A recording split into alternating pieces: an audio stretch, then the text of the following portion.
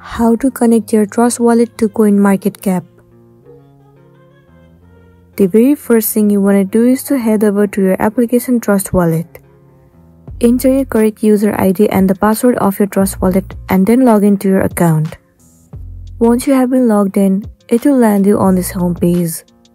Now what you want to do is head over to browser at the bottom right corner. In the search bar, search for Coinmarketcap and then search for it. It will open up on your browser. Click on the very first site, Coinmarketcap. Click on Accept Cookies and Continue. You will find two options, create an account and the other is login.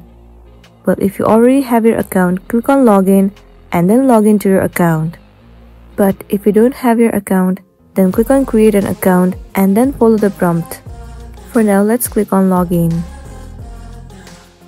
Well, now you will have to enter your email address and then the password of your account. Once you have entered the informations, click on Login and then it will log in to your Coinmarketcap account.